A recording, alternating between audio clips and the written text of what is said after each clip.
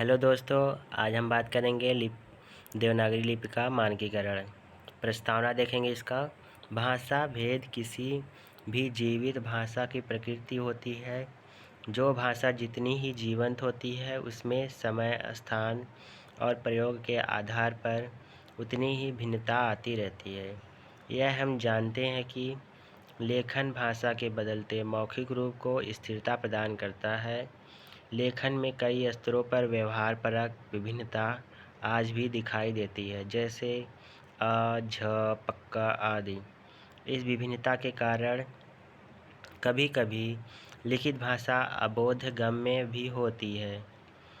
मानकीकरण के आधार पर भाषा या लिपि की विभिन्नता में एकता स्थापित करना संभव होता है। इसके सहारे हम यह भी जान सकेंगे कि देवनागरी लिपि का कौन सा रूप मानक तथा शिक्षा की दृष्टि से सही या स्वीकार्य है और कौन सा रूप व्यवहार में प्रचलित होने के बावजूद भी अमानक या अस्वीकार्य है। अब देखेंगे मानकीकरण से तात्पर्य। मानकीकरण एक प्रक्रिया है जिसके सहारे लिपिगत विभिन्नता में एकता लाई जाती है। मानकीकरण के बाद भाषा अधिक स्थिर हो जाती है, उसकी संप्रेषणीयता में वृद्धि होती है, उसका प्रयोग अधिक बोधगम्य हो जाता है, जैसे आम, काम, बच्चा, कम, कर्ण, सत्य। आम की पहली ध्वनि अ है, पूर्ण, जिसे पूर्ण स्वर लिपि द्वारा लिखा गया है। इसी आ ध्वनि को काम शब्द में मात्रा आ चिन्ह द्वारा लिपिबद्ध किया गया है, अर्थात आ ध्वनि के लिए दो लिपि चिन्ह हैं, पूर्ण आ और मात्रा चिन्ह आ।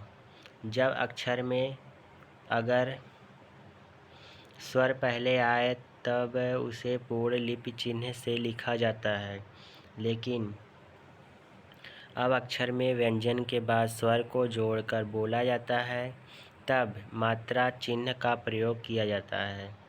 जैसे काम शब्द के का अक्षर में अ लिपि चिन्ह का प्रयोग। इसी प्रकार व्यंजन लिपि चिन्ह में हम भेद पाते हैं। जैसे यदि किसी अक्षर के बाद स्वर आता है तब उस व्यंजन को पूर्ण रूप में लिखते हैं, जैसे कर्ण शब्द क प्लस आ और ड़ हलंत प्लस आ को का और ड़ा पूर्ण लिपि चिन्ह द्वारा व्यक्त किया गया है। लेकिन जब दो व्यंजन एक साथ आते हैं तो पहले व्यंजन के रूप में थोड़ा परिवर्तन आ जाता है, जैसे बच्चा, सत्य आदि। यहाँ पर यह भी स्पष्ट कर लेना जरूरी है कि पूर्ण व्यंजन के भीतर आ की ध्वनि विद्यमान रहती है।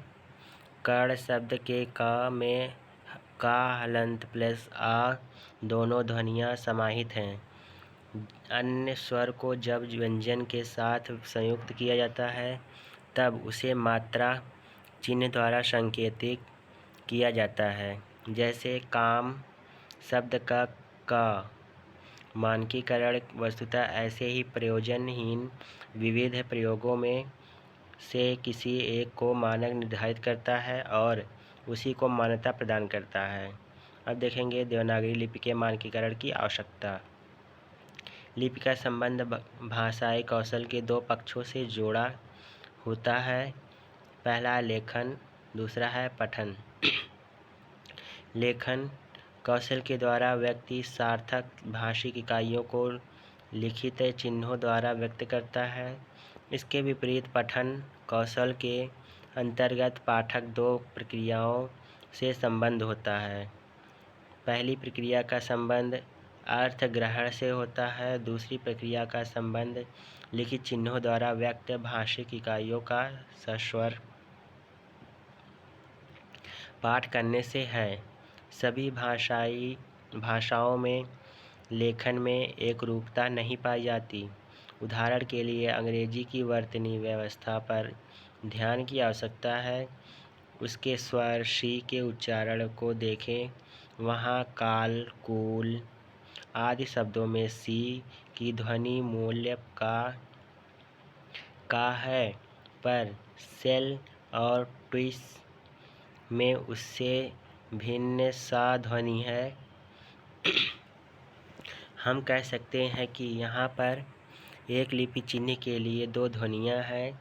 इसी प्रकार इस लेखन व्यवस्था में ध्वनि फा के लिए इन लिपि चिन्हों का प्रयोग संभव है।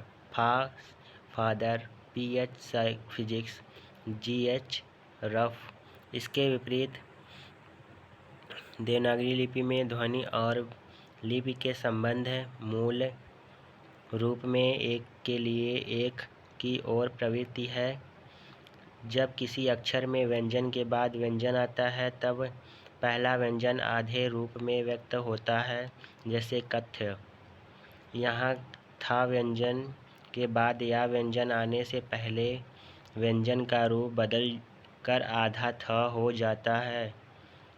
ध्वनियों की तरह लिपि में भी मुक्त विकल्पन के कारण दुरूहता आ जाती है। एक ध्वनि के लिए एक से अधिक लिपि चिन्ह पठन, टंकण तथा मुद्रण आदि क्षेत्रों में कठिनाइयाँ उत्पन्न करते हैं।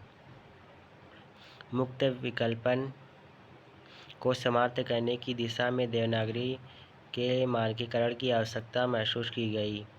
अब देखेंगे देवनागरी लिपि का मानकीकरण। सन 1966 ईस्वी में मानक देवनागरी वर्णमाला प्रकाशित की गई।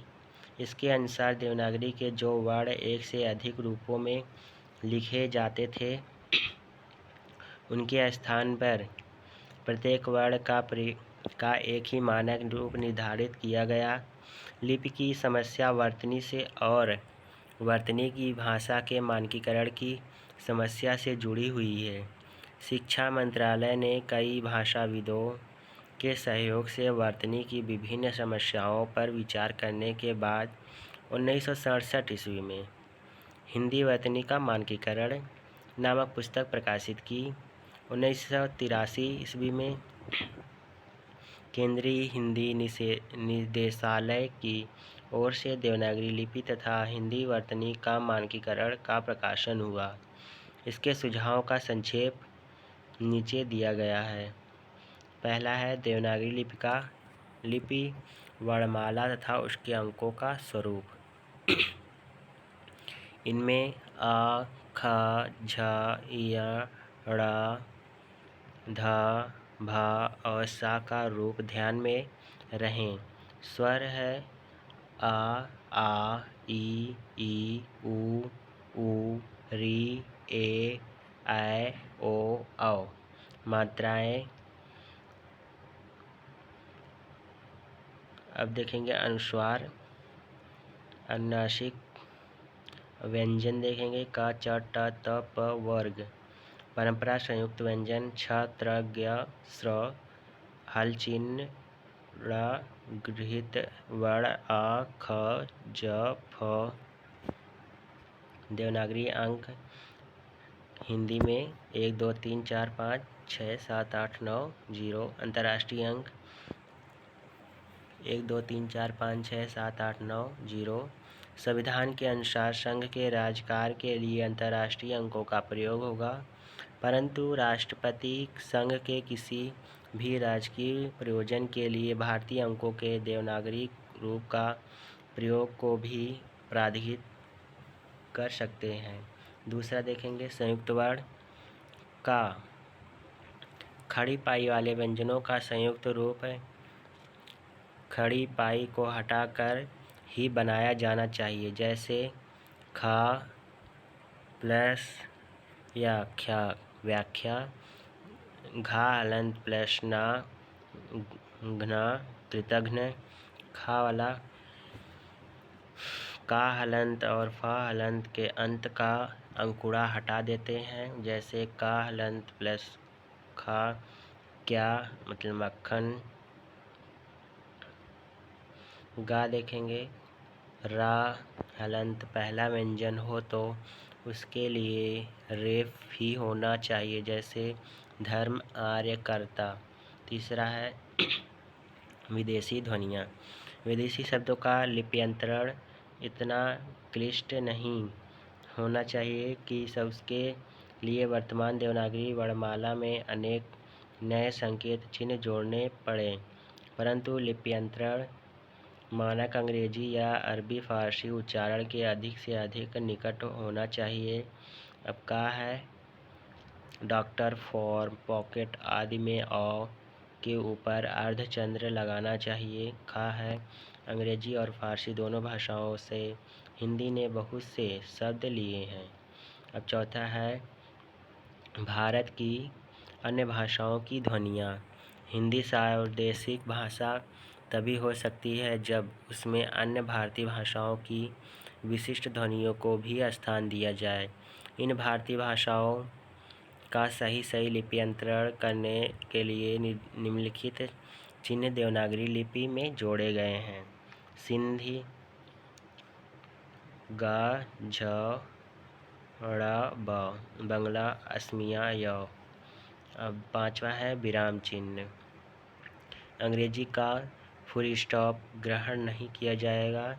खड़ी पाई की पूर्ण विराम का चिन्ह है, परंतु आजकल पत्र पत्रिकाओं में फुल स्टॉप का प्रयोग हो रहा है, इससे स्थान की बचत होती है। अब सातवां है संस्कृत के जिन शब्दों में विसर्ग का प्रयोग होता है उन तत्सम शब्दों में विसर्ग अवश्य रहना चाहिए। जैसे दुख तद्भव शब्द में आवश्यकता नहीं है, जैसे दुखिया। आठवां है हाइपन या योजक चिन्ह का प्रयोग स्पष्टता के लिए किया जा सकता है। नौवां है हिंदी के कारक चिन्ह या परसर्ग शब्दों के साथ सटाकर नहीं अलग लिखने चाहिए और सर्वनामों के साथ सटाकर लिखे। जैसे बालक ने पिता को बच्चे से। सर्वनाम के साथ यदि दो परसर्ग आए तो दूसरे को काटकर अलग लिखा जाए, जैसे उनमें से उसके लिए। हम देखेंगे मानकीकरण की समस्याएं। उपयुक्त विवरण से स्पष्ट है कि देवनागरी लिपि में जो सुधार हुए वे टाइप मुद्रण की सुविधा को ध्यान में रखकर किए गए।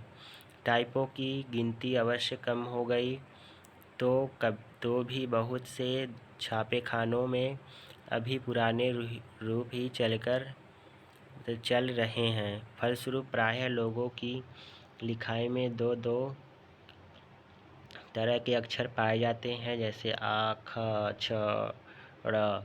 इस प्रकार सुधारों के कारण द्विरूपता आ गई है, जो लिपि के मानकीकरण में बाधा ही नहीं एक नई समस्या बन गई है। अंकों में भी एक और तो यह द्विरूपता है कि कुछ लोग 1, 5, 6, 9 लिखते हैं और कुछ लोग 1, 5, 6, 2 और दूसरी ओर कहीं देवनागरी अंक चलते हैं और कहीं अंतर्राष्ट्रीय अंक। कुछ अंग्रेजी उच्चारण के अनुरूप डॉक्टर, कॉल, ऑफिस आदि में चंद्र का कड़ाई से प्रयोग करते हैं और कुछ नहीं। कुछ डॉक्टर, कॉल, ऑफिस भी चला रहे हैं।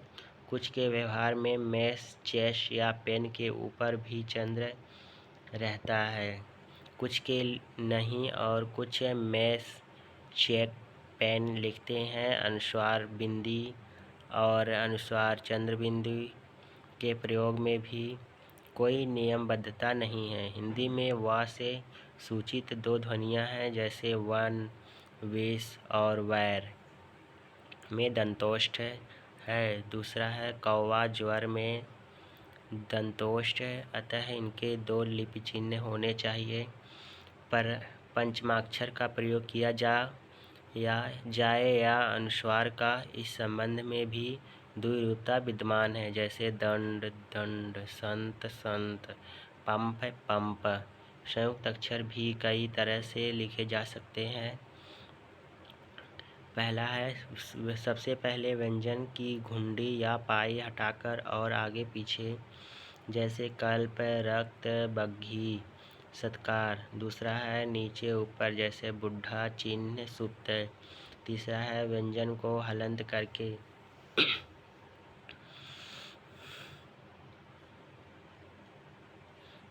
करके संक्षेप बनाने की प्रक्रिया से एक भयानक समस्या पैदा हो गई है। द्वितीय बुद्धि चिह्नित लिखा जाए या द्वितीय बुद्धि या चिह्नित। उच्चारण की दृष्टि से दूसरा रूप ठीक लगता है, परंतु यदि यह संयुक्त अक्षर है तो इसके बीचों बीच की मात्रा लाकर इसे फाड़ा क्यों जाए, कितना भद्दा लगता है द्वि के लिए। परंतु केंद्रीय सरकार की नीति यही है। इस प्रकार की अनेक समस्याएं हैं जिनका निराकरण अपेक्षित है। अब देखेंगे इसका निष्कर्ष। देवनागरी लिपि के संबंध में जो विचार विमर्श होता जा रहा है उसके दो पक्ष हैं। पहला एक पक्ष सुधार का और दूसरा सुधार से पैदा हुए बिगाड़ को दूर कर लिपि के मानकीकरण करने का, अर्थात उसमें एक रूपता लाने का। सुधार तो टाइप और छपाई की कुछ समस्याओं को दृष्टि में रखकर किए गए थे। यद्यपि वैयक्तिक रुचियों के कारण थोड़ा बहुत हेर फेर कर लिया जाता है, फिर भी विद्यार्थियों की वर्तमान पीढ़ियाँ उसी वर्णमाला का प्रयोग करती हैं। मानकीकरण से एकरूपता तो आती है, परंतु लिपि और उसके साथ भाषा का प्रवाह रुक जाता है, शैलीगत स्वतंत्रता नहीं रह जाती। धन्यवाद दोस्तों, मिलते हैं अगले वीडियो में। तब तक स्वस्थ रहें, मस्त रहें।